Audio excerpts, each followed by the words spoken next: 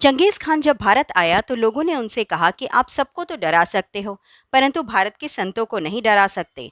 तो Genghis Khan ने मन में ठान लिया कि वह भारत के संतों को डरा कर दिखाएगा।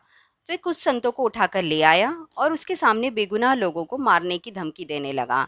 तो संतों ने कहा कि भाई, इसे क्या मार रहे हो? ये सबके सब बेगुनाह हैं, इन्होंने तुम्हारा क्या बिगाड़ा है? तो चंगेज खान ने कहा कि मैं इनको मार के अपनी कीमत बताऊंगा, अपना परिचय दूंगा।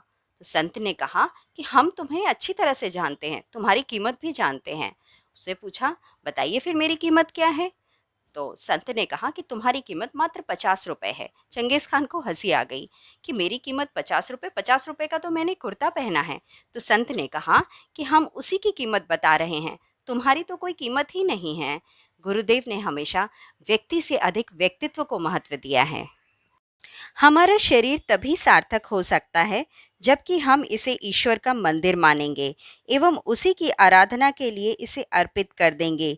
यह रक्त, मांस और हड्डियों के अलावा कुछ भी नहीं है और इसमें जो मलमूत्र निकलता है सिवाय विष के कुछ और नहीं है। जो गंदगी हमारे शरीर से निकलती है उसे छूना तो दूर रहा, हम उसे ध्यान में भी नहीं लाते। इस शरीर का पालन करने के लिए हम झूठ बोलते हैं, विश्वासघात करते हैं और इससे भी अधिक बुरे कर्म करते हैं। ये कैसी लज्जा की बात है कि हम इन कुकर्मों को करके इस नाश्वर शरीर की रक्षा करते हैं।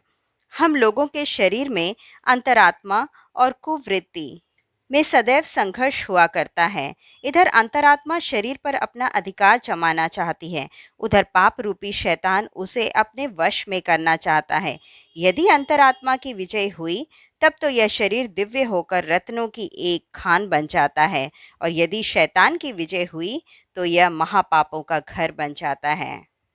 ऐसा शरीर साक्षात नर्क के समान है। उसमें सड़ने गलने वाले पदार्थ भर जाते हैं जिससे दुर्गंध पैदा होती है।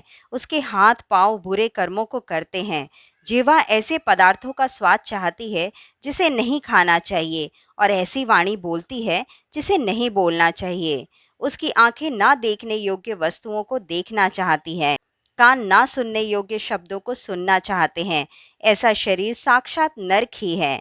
ऐसे शरीर का रहना और ना रहना, स्वस्थ या रोगी रहना एक समान है। स्वस्थ हम तब भी हो सकते हैं जबकि अपनी जीवा को वश में रखें। स्वादेंद्रिय पर काबू रखने से अन्य इंद्र अपने आप वश में हो जाते हैं। जिसने अपनी इंद्रियों को वश में कर लिया उसने वास्तव में सारे संसार को वश में कर लिया और ईश्वर का सच्चा अंश हो गया। रामायण पढ़ने से राम, गीता पढ़ने से कृष्ण, कुरान से खुदा, बाइबल से ईसा मसीह प्राप्त नहीं हो सकते। वे तो तभी मिलेंगे जब हम अपने आचरणों को पवित्र बनाएं। सच्चरित्रता सत्कर्मों पर अवलंबित है और सत्कर्म सत्य विश्वासों पर निर्भर है। सत्यता ही सबका मूल है। यही सफलता की कुंजी, सुंदर स्वास्थ्य प्राप्त करने की आधारशिला है।